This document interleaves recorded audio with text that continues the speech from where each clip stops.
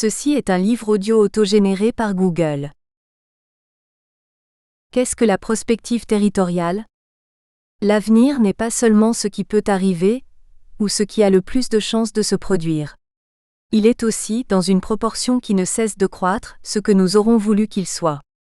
Gaston Berger. Propos introductifs.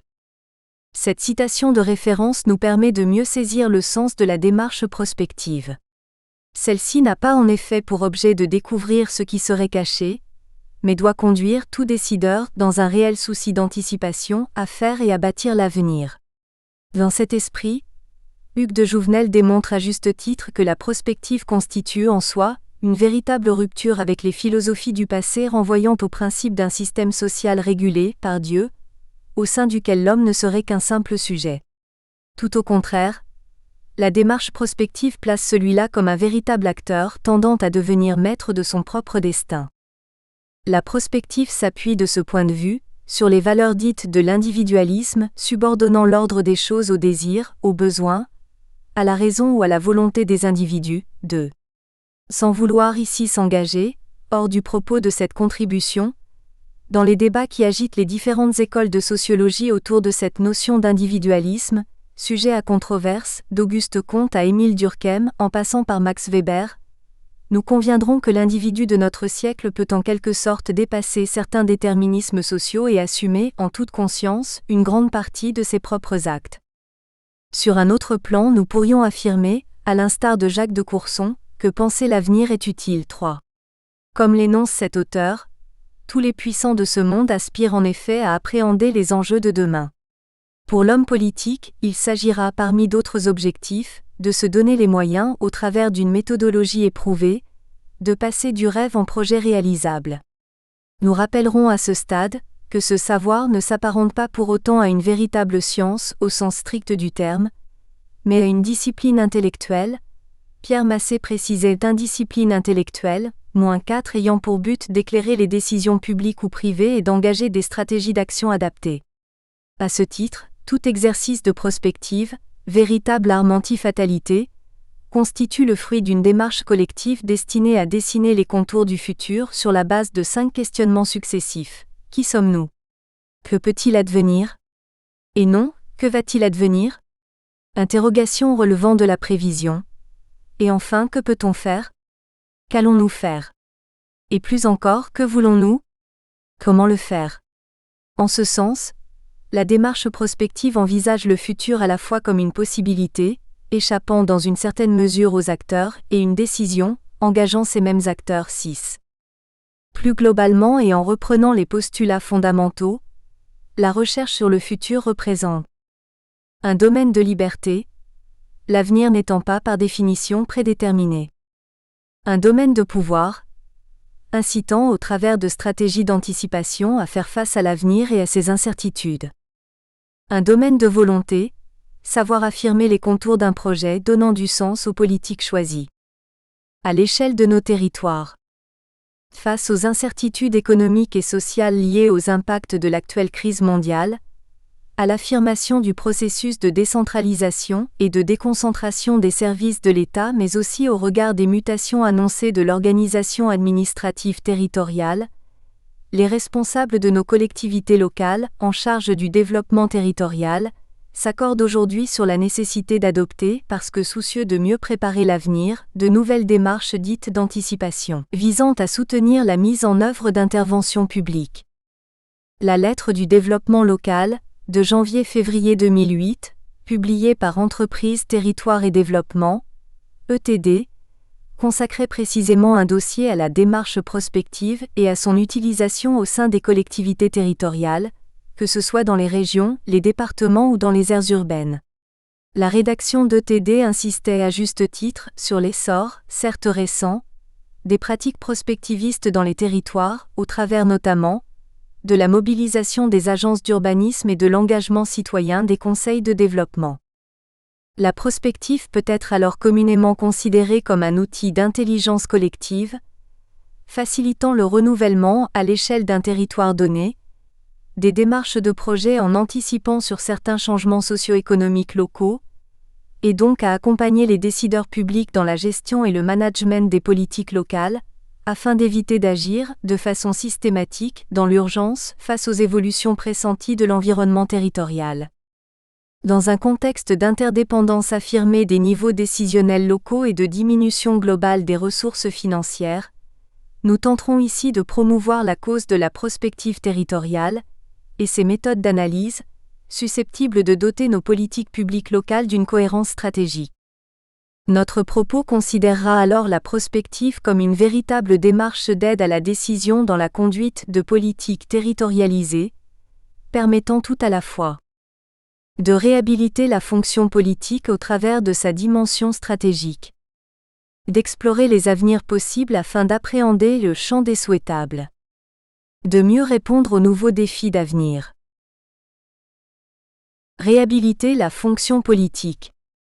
Nous partirons du principe que pour les acteurs des collectivités locales, la prospective visera en tout premier lieu à aider concrètement à la décision publique, dans le choix de stratégies de développement de moyen et de long terme, à provoquer l'éventuelle révision des politiques locales en cours, en vue d'adapter celles-ci aux nouveaux enjeux qui se feront jour dans un avenir proche ou éloigné. À cet égard et selon la définition proposée par Michel Godet, prospective et stratégie sont des termes certes distincts mais indissociables, d'où l'expression de prospective stratégique. La mobilisation de l'intelligence collective passe en effet par ce mariage de la prospective, dotée d'intentions stratégiques pour concevoir les futurs, et de la stratégie, nécessairement prospective pour définir les moyens à mobiliser. En résumé, la notion de prospective stratégique renvoie à une action de recherche prospective pourvue d'ambition et de finalité stratégique pour toute collectivité publique ou entreprise privée qui l'entreprend. Il s'agit bien en effet d'utiliser la dimension prospective dans cette fonction stratégique, permettant de rassembler les acteurs locaux et les énergies autour d'objectifs partagés. À cet égard, l'introduction ou la réintroduction d'une telle approche conduit effectivement à réhabiliter la politique dans sa fonction la plus noble qui est d'être porteuse d'un projet mobilisateur pour un territoire. À ce stade, notons que si Michel Godet et Philippe Durance font remarquer que ces exercices de prospective conduits par les différents niveaux de collectivité, intégrant une démarche de co-construction, se distinguent de ceux menés par l'État, plus préoccupé par le biais de réflexion stratégique, d'augmenter une capacité de dialogue avec les acteurs locaux, il note dans le même temps que ces frontières tendent aujourd'hui à s'estomper, au nom de la recherche d'une cohérence globale dans l'application des décisions publiques. En 2008, certains experts plaidaient en effet très ouvertement, dans le cadre de la Révision générale des politiques publiques, RGPP, pour un management public non technocratique, permettant aux agents de l'État de mobiliser leurs capacités au service du bien commun, dans le respect des spécificités du service public et pour la plus grande satisfaction de tous. Cette préoccupation, ainsi récemment réaffirmée, fait du reste directement écho à des objectifs poursuivis dès les années 60 par les initiateurs de la prospective territoriale, issus du Commissariat au plan et des services de la Délégation à l'aménagement du territoire et à l'action régionale, ex-DATAR, depuis devenu DIACT, Délégation interministérielle à l'aménagement et à la compétitivité des territoires, à l'origine de la création des séminaires actuels Prospective Info. Nous retiendrons parmi ces initiatives fondatrices la contribution de Pierre Masse, commissaire au plan en 1962, aux Réflexions pour 1985, toute première étude prospective ayant l'ambition, au-delà des projections économiques habituelles, de dégager l'effet porteur d'avenir, distinguer un horizon intelligible, appelé à aider à la décision. 13. La création, en 1963, de la DATAR, chargée de coordonner les réflexions stratégiques conduites par les différents ministères intéressés par l'aménagement du territoire, et ceci au travers d'une démarche géoprospective, visant à rendre compte de la réalité des territoires, de leur organisation et de leur devenir et de la mise en œuvre par le plan et la DATAR, à la fin de l'année 1968, du système d'études baptisé SESAM, système d'études du schéma des aménagement, conçu comme un ensemble de méthodes et de moyens d'analyse de connaissance des enjeux d'avenir. Ajoutons à ces rappels historiques, que Jérôme Monod, délégué à l'aménagement du territoire en 1970, défendait deux idées fortes en ce domaine, à savoir la nécessité de s'ouvrir à une prospective sociale, afin de ne pas enfermer la discipline dans des analyses technologiques, ne pas privilégier les facteurs technologiques au détriment des éléments de société. À l'international, dans le but de comparer les bonnes pratiques de prospective, en s'inspirant notamment des expériences mises en œuvre dans quelques lieux réputés de recherche nord-américains. Un contexte favorable à la prospective. C'est dans ce cadre d'analyse, nous reviendrons plus précisément sur cet aspect dans notre chapitre consacré à la prospective appliquée, que la méthode des scénarios s'est peu à peu imposée en France. Celle-là est articulée autour de deux éléments essentiels.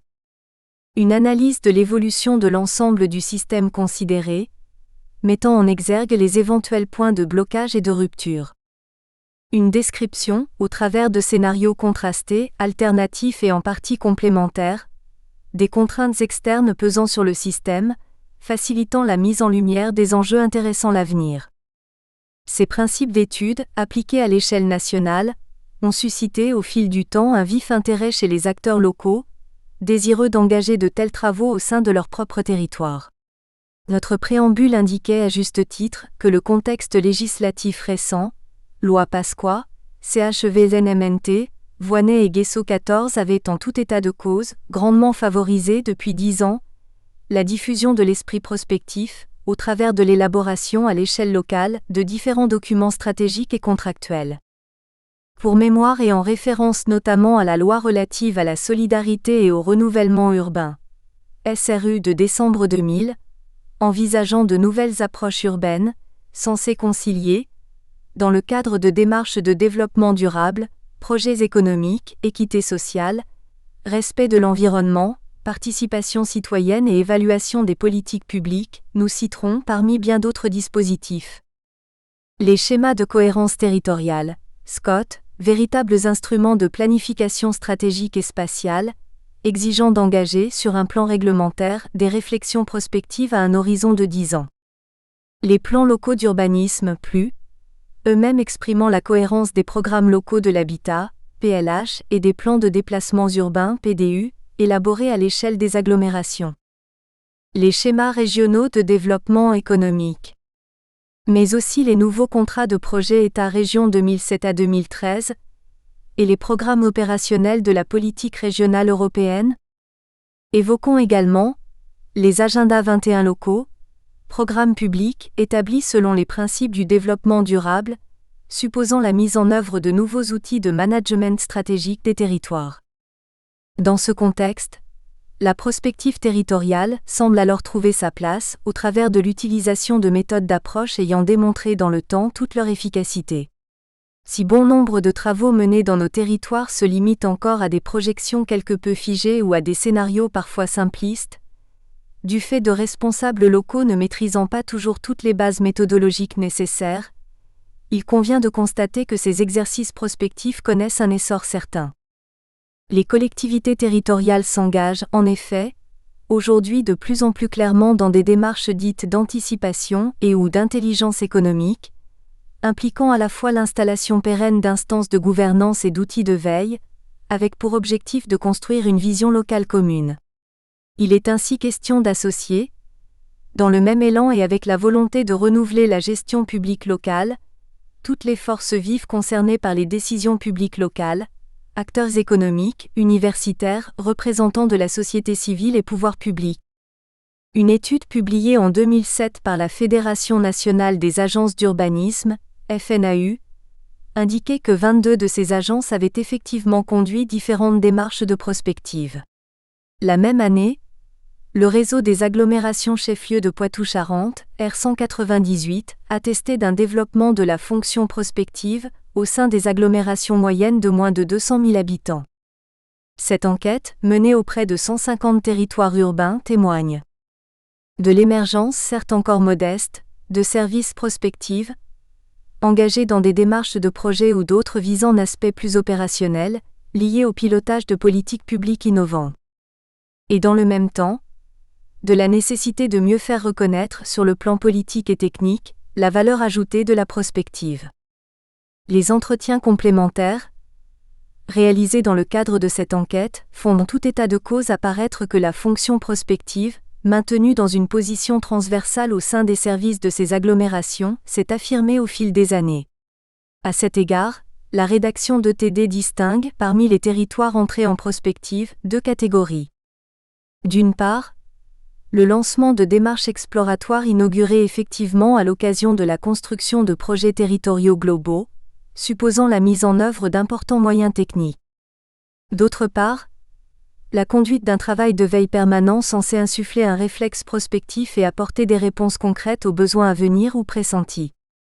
Au-delà de cette distinction quelque peu artificielle, les approches prospectives territoriales partagent une même philosophie fondée à la fois sur la participation citoyenne et l'utilité, en ces temps de profonds bouleversements sociétaux, de faire un détour par le futur pour mieux appréhender les enjeux d'aujourd'hui.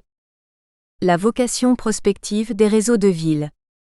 Dans une précédente contribution, nous avions par ailleurs insisté dans cet esprit sur l'idée que les réseaux de villes, acteurs désormais reconnus de la coopération territoriale, de l'aménagement urbain et du développement durable, seraient eux-mêmes appelés à conforter par leurs différentes contributions ces démarches d'anticipation, en charge d'éclairer la prise de décision publique.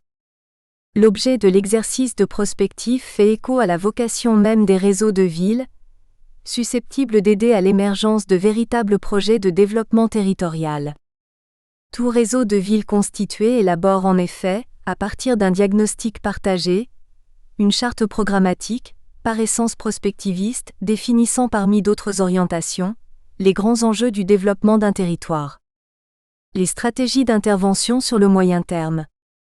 Les domaines d'action à privilégier. En ce sens, le regard prospectif des réseaux ne peut que contribuer à éclairer la construction des politiques publiques locales et à faciliter leur évaluation dans le temps, une valeur ajoutée spécifique qui mériterait sans doute d'être mieux reconnue aujourd'hui, par de nouvelles dispositions officielles, positionnant le réseau en tant que véritable outil d'intelligence territoriale. La circulaire du Premier ministre du 5 juin 2000 relative à la politique des réseaux de villes, actualisant le texte fondateur de la circulaire d'avril 1991, fait référence, sans néanmoins le formuler explicitement, à la position prospectiviste des réseaux, par l'évocation des politiques contractuelles et de développement durable des territoires. Ce texte officiel consacre les réseaux comme cadre adapté d'analyse et d'expertise, en faveur du développement de l'intercommunalité, et en tant que lieu d'innovation et d'expérimentation, dans l'installation de nouveaux services locaux, les réseaux n'ayant pas vocation cependant à réaliser eux-mêmes les opérations d'investissement et la gestion de ces services. Après un cycle de tâtonnement institutionnel, tout au long de la décennie 90, les réseaux sont effectivement devenus les vecteurs de nouvelles valeurs organisationnelles liées à leur finalité, à savoir la dimension centre de ressources du réseau, lieu de partage de compétences et de mutualisation des réflexions stratégiques.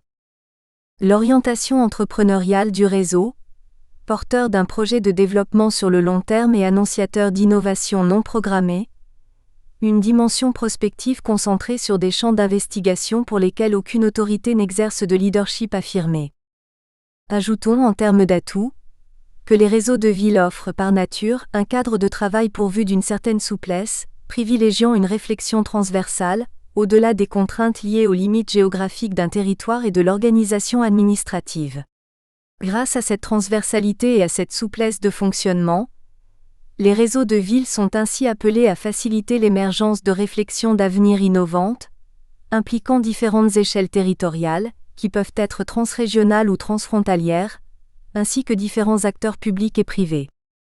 Au vu des enjeux actuels autour du développement de l'intercommunalité, et de la nécessaire prise en compte de nouvelles stratégies territoriales intégrant une dimension européenne, les réseaux de villes, devenus réseaux d'intercommunalité, jouent, au travers d'un vaste champ de réflexion prospective, un rôle d'expérimentation incontournable dans la mise en œuvre des nouveaux processus de décentralisation. Ceux-ci affichent en effet de réelles ambitions prospectivistes, orientées autour de 3 axes de travail. Une contribution à la réflexion désormais engagée au sein des territoires de réseau sur l'évolution et l'articulation des politiques intercommunales, dans une perspective de développement durable, impliquant de fait une dimension prospective et stratégique. L'aide à la conduite de projets complexes sur différentes échelles territoriales, nécessitant la mise en commun de compétences, de systèmes d'observation et d'évaluation en continu des politiques publiques locales, en vue d'apporter une valeur ajoutée innovante.